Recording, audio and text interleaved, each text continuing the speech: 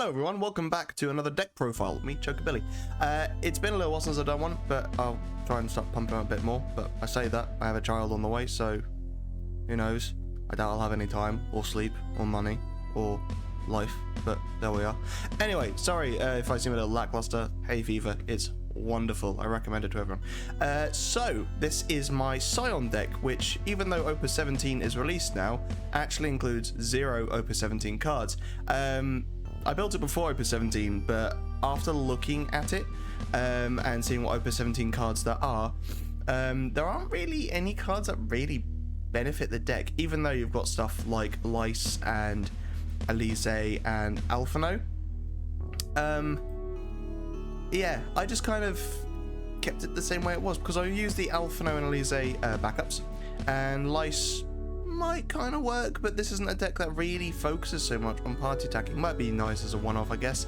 But yeah, I'll run through the deck. So, as you can imagine, obviously it's very Scion focused, but almost to a fault. The backup line is meant to be entirely Scions, with the one exclusion of a Shantoto and 2 Louisoix, just because you need at least some form of backup search. So playing Louisoix to then be able to search even Alphino or Elise is very, very important. But ultimately, every backup is a Scion backup, with Elise giving all of your Scions haste, and also the cost for Elise is reduced by 1 if you control Alphino.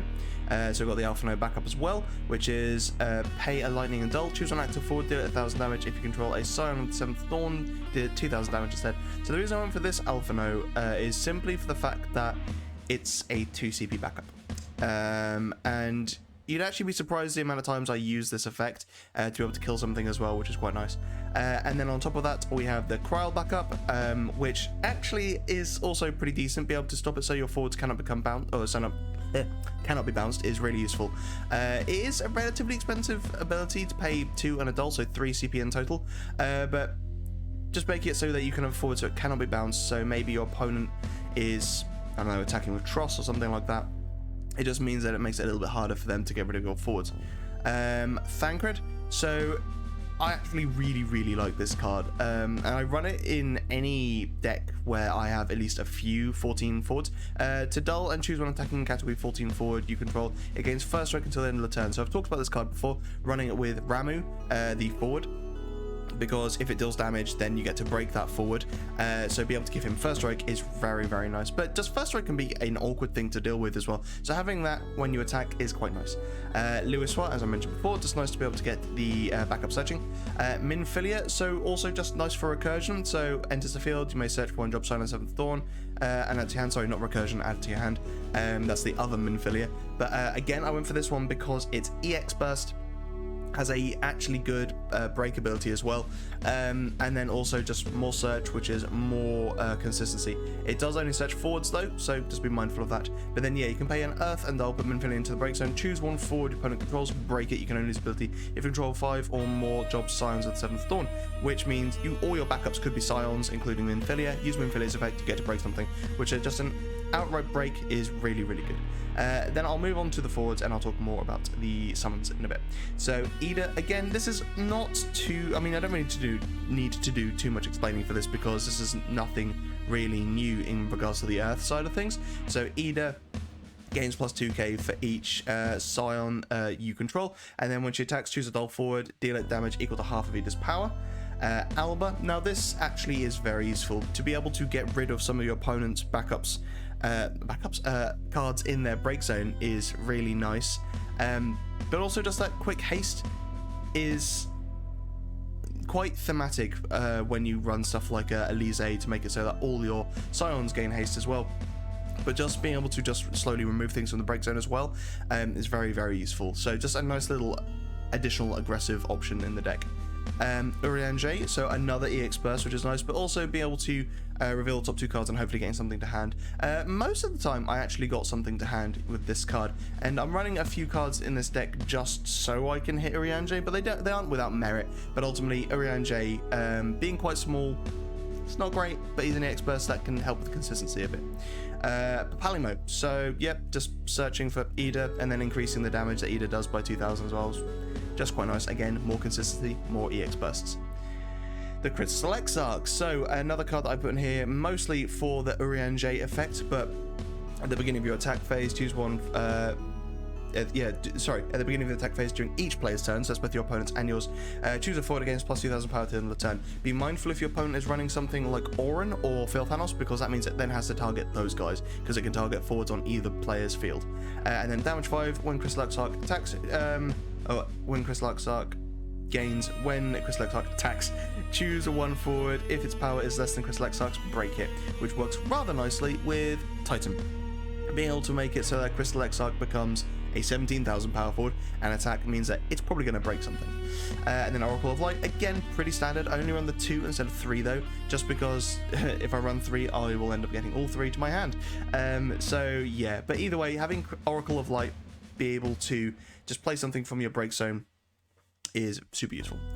Ishtola, and this is the reason I built the deck. So when Ishtola enters the field, choose one forward your opponent controls until the end of the turn. It loses 4,000 power for each Scion of the 7th Dawn forward you control, and then you can dull one Scion of the 7th Dawn forward, choose one category 14 forward until the end of the turn against haste and first strike, and then she has her S ability, which is 2 lightning and dull and S, deal 9,000 damage to all forwards other than Scion of the 7th Dawn. So being able to dull a Scion to then, or dull a Scion forward to get another 14 forward haste is really useful when you run it alongside something like Estinian. Estinian, you need the 5 backups to be able to go ham with him immediately, but if you can just play Estinian and then something like Urianger onto the field when you've already got Ishtola, it means that Estinian can immediately start attacking, pay that lightning, start attacking again. Yeah, just a lot for your opponents have to take on board. It means you don't have to wait until you add those 5 backups, because he is a 14 forward. And then it also works nicely with something like Crystal Exarch as well. You can play her onto the field, maybe at damage 5, but play them onto the field, and just be able to give it haste immediately. Again, really useful. Fordola, so not really ever played that much, and I didn't really even use it that much in this deck, but being able to play a 9k onto, or play a forward onto the 8k onto the field, and then potentially make an 8k haste first strike brave is again a lot for your opponent to have to deal with. Having just that first strike constantly there at 9k, just a very nice defense mechanism, to be honest. And again, be able to use Titan on top of it means that it will become a massive forward with first strike and brave. Also survives a Hecaton share as well if you do have to cast that. But yeah, also talking about Ishtola, so you pay 2 lightning, dull and an S, deal 9,000 damage to all the forwards other than Job Scion the 7th Dawn. Now, they're not a huge amount, but you do have stuff like Oracle of Light, Alba, Crystal Exarch, and then Behemoth K, Estinian, Ravana. But using something like Hashmal means that you can cast Hashmal, make all of your forwards Scion of the 7th Dawn.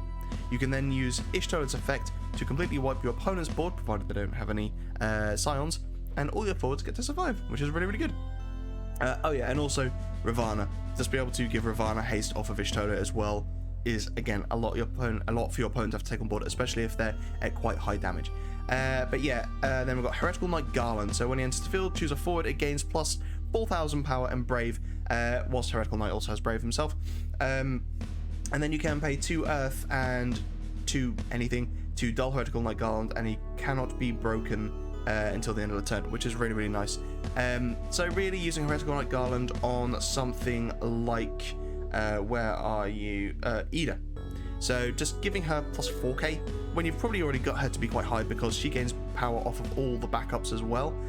So yeah, just make it so that she becomes plus 4k and then brave as well, which means that she is now a huge forward in both attacking, probably killing something, but also just there and is standard horrible to get past. Similarly with Fordola, it's already got brave, but just making it so that it's now a plus 5k with first strike is disgusting. Giving Ishtola brave, really useful because she can attack, being huge, and then on the stack use her effect to hopefully wipe your opponent's board. And yeah, Estinian, potentially giving him brave, potentially giving Behemoth K brave, or oh wait, you can't give Ravana brave. And next up we have Estinian, just a really good 14 card. But either way, you can potentially be at 5 backups. He gains haste, you get to attack. If it gets blocked or something, you break that thing, and then you can activate him to attack again. But yeah, like I said before, just be able to give him haste using Ishtola's effects to just dull a Scion, really useful. And that's one of the reasons I'm running stuff like this Urianger and Papalimo as well. Because whilst they also have additional effects which are nice, being able to use them as fodder for Ishtola's effect to just dull and then give something first strike and haste, just really, really nice. And then Behemoth K, just for that win condition, to be honest. You're at damage 5, he comes onto the field, he now gains haste, and hopefully you get to deal 2 points of damage to your opponent, provided he doesn't die.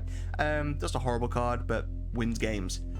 And then finally, Ravana, Savior of the Nath. Yeah, being able to give him 1 first strike, but 2 haste with Ishtola is horrible, because he does have the damage mitigation ability already, which is quite nice, which means he can also survive things like Hecaton Shear. He would anyway, because he's a 9k, but still, your opponent can't just finish him off with that.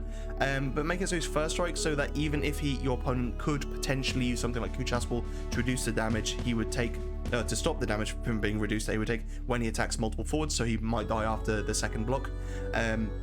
Just giving him first strike means that he keeps on attacking, your opponent keeps on blocking, but he takes no damage because he's first strike, unless of course your opponent has a means of getting rid of the first strike, or their forwards they're blocking with have first strike as well. And then finally, just Hashmal, Bringer of Order, like I mentioned already, just be able to give everything plus 1,000, which is quite nice, but then name a job or an element, and they all gain that job or element as well. I'm trying to think if there's any. I feel like there was another job in here that I made use of, but I don't think there was. Oh, that's right. Also, being able to cast Hashmal to make a let's go with Behemoth K, a 14 forward, a Scion of the 7th Dawn, you can actually still dull it for Ishtola's effect, because Ishtola only worries about dulling a Scion of the 7th Dawn to give a 14 forward haste, so it might be a fact that Behemoth K isn't a 14 forward, so it can't gain haste off of that effect, but you can make him a Scion and then dull it to then give something like, I don't know, something else haste. So let's go with Ravana. Obviously you've got Elise on the field as well, which means that actually Behemoth K does gain haste, because you can make it so that he becomes a Scion of the 7th Dawn. Elise gives all the Scions haste, attack with Behemoth K. Nice. Yeah, to be honest, Hashmal is just a really nice tech card in this deck. Be able to give everything Scion, and just gaining haste off of Elise, being able to be dulled by Ishtola, just a lot, being able to survive Ishtola's S ability as well. Just lots of really nice effects.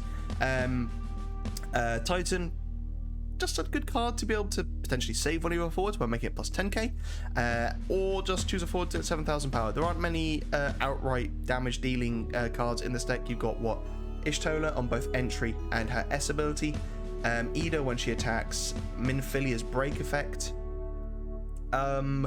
Yeah, so to be able to just tech something like Titan into the deck, to be able to just maybe 7k something, which means with a block of something else it might die. It also means that maybe your opponent's got a bigger forward than your first strike Fordola or something like that. You could hit them with the Titan first, then block with Fordola. Fordola is then kind of a 16k blocker. Obviously you could just buff Fordola for whatever reason, but it might be better to steal the damage. I don't know. Maybe you wanted to take out a party attack, kill one thing, and then maybe you can kill the other with Fordola. And then yeah, Hecaton Shear, just nice to have that board wipe. Just remember that you can only use it on your turn, not on your opponent's turn, so you can't wait for your opponent to build a big board and then Hecaton Shear, because only works in your turn. But there we go.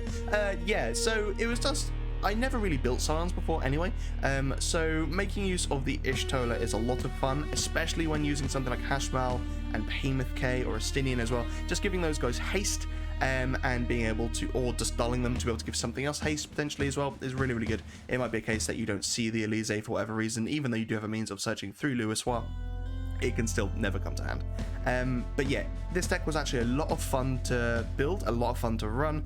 There are obviously some cards you could switch out, like running the Earth Ishtola as well. Maybe you want to run the new Elise Enlightening from Opus 17. There's quite a few different cards that you could throw into this to change up a bit, but personally I really like the way this functioned on its own. Maybe a bit more savior cards, so something like Mist Dragon as well, to be able to empty your opponent's break zone through that way, rather than using Alba, and also be able to cancel summons, which is quite nice. But yeah, let me know what you guys oh my god, hay fever is just ruining my brain. let me know what changes you might make to the deck or what you think of the deck. But either way, it was a lot of fun to run, and let me know what you guys think. Thanks so much for watching. Stay safe, be lucky. Bye bye.